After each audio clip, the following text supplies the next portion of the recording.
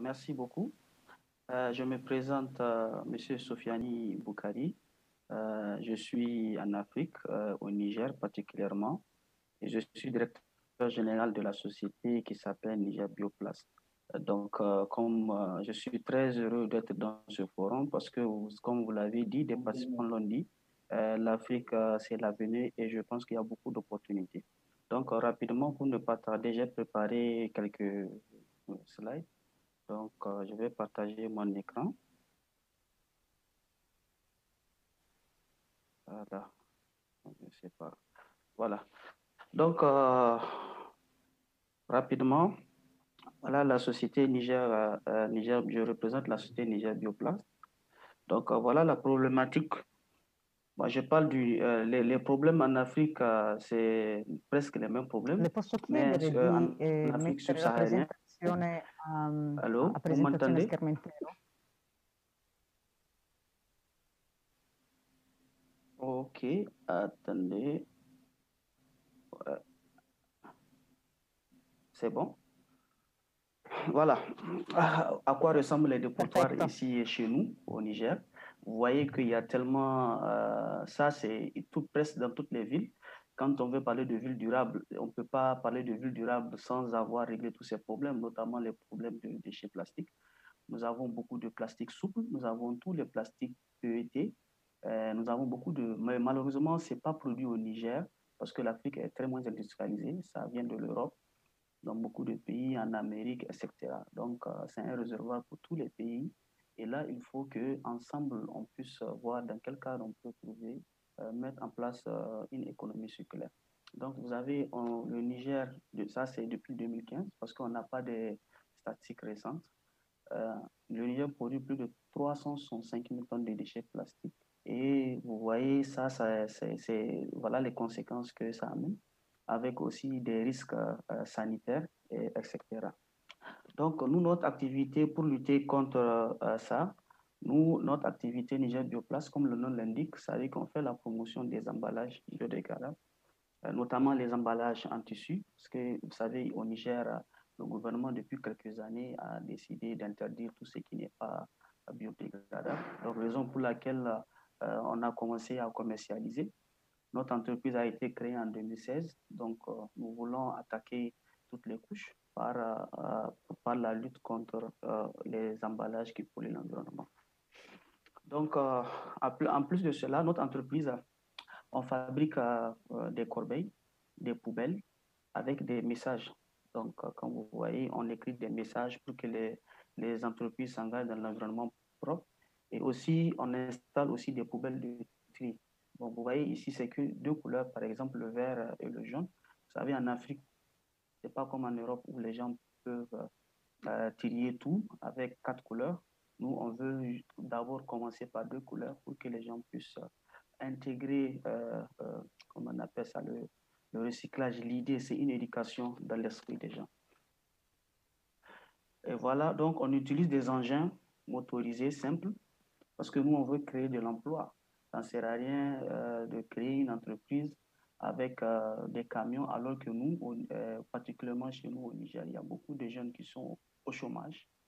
Donc, en voulant créer un écosystème, c'est-à-dire qui va intégrer économie verte et création d'emplois, on utilise des engins motorisés avec des jeunes diplômés ou sans diplômés pour qu'ensemble on puisse mener nos activités. Donc, en plus de cela, nous avons évolué par la fabrication, par le recyclage. C'est-à-dire que vous voyez que nous, tout ce qu'on utilise, on utilise des outils manuels, très manuels, parce que ce n'est pas industrialisé. C'est un terrain qui est complètement vide. Et nous, je pense que notre entreprise fait partie, elle est le leader depuis 2016 dans le domaine du recyclage. Donc ici, vous voyez qu'on travaille avec, grâce à nos partenaires qui sont là, on travaille avec des femmes pour la transformation des déchets plastiques en objets, en sacs durables. Donc, vous voyez, ça, c'est des exemples de sacs durables que nous, on transforme à base des déchets plastiques. Parce que lorsqu'il y a des déchets plastiques, ce n'est pas uniquement des plastiques durs. Il y a les plastiques souples, c'est tout ça qui envahit fortement notre environnement, avec aussi le fleuve qui est pollué. Tout récemment au Niger, on a eu des inondations majeures qui causées par la plupart par des bouchonnements des caniveaux qui sont dus à la prolifération massive des déchets plastiques. Donc vous voyez, tout ça c'est fait à base de. Là aussi, on fait des sacs durables, des sacs pour écoliers, on fait des sacs pour les ordinateurs portables, etc. Donc, tout ça, vous voyez, c'est fait avec ça, c'est des plastiques, des plastiques souples que les femmes ont appris à tricoter pour fabriquer des pochettes, etc. Donc, on essaye à travers notre activité de voir comment aujourd'hui l'Africain peut avoir l'esprit de recyclage. Parce que vous savez, le recyclage, ce n'est pas le problème, excusez-moi du terme, ce n'est pas le problème des Africains, certaines personnes. Donc, on ne peut pas se comparer aux pays européens qui, depuis des années, ont commencé à adopter le recyclage. Donc, il va falloir que nous, on puisse commencer petit à petit. Donc, en plus de cela aussi, notre société aussi, on fabrique des latrines écologiques parce que l'assainissement, c'est un ensemble. Donc, avec le problème lié à la défécation à l'air libre, on récupère les plastiques, les palettes plutôt, excusez-moi, et ces palettes-là, on les transforme en toilettes écologiques. Et il y a un système de digesteur qui est fabriqué qui permet à ce que nous, on puisse pas, qui facilite l'évacuation des déchets.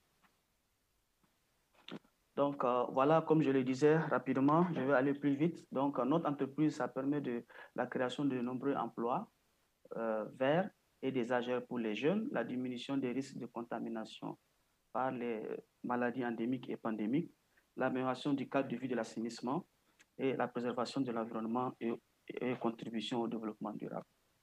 Voilà juste en image nos partenaires. Donc, nous travaillons avec l'ambassade de France, le centre d'incubateur, Sojas Atom, la SNV, Veolia, etc. Donc, tout ça, c'est nos partenaires avec qui nous travaillons. Bon, ça, c'est quelques images des très grands projets que nous avons réalisés pas à l'intérieur du pays, notamment avec Veolia, où on a installé beaucoup d'équipements de salubrité avec des jeunes comme pour collecter les déchets plastiques. Voilà, donc voilà, je suis au terme de ma présentation. Voilà, je vous remercie.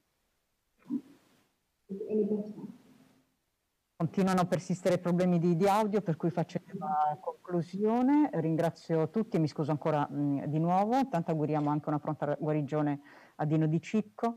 E la green economy è sicuramente un settore che per diversi motivi può accelerare sia lo sviluppo ma anche le dinamiche tra Italia e Africa. Si parlava anche nei giorni passati di quanto sia importante l'energia e il riciclo e il riuso, per cui soprattutto in questo periodo anche dove emerge la necessità anche della gestione dei rifiuti medici in modo appropriato. Ci ripromettiamo di riorganizzare un panel specifico in modo tale da dedicarvi anche lo spazio adeguato per poter presentare il vostro lavoro e discutere su quelle che possono essere le sinergie tra le aziende del settore italiano con quelle africane. Ci dispiace anche non aver potuto rispondere alle domande, ma speriamo di rivedervi presto. Grazie ancora a tutti i relatori e a presto.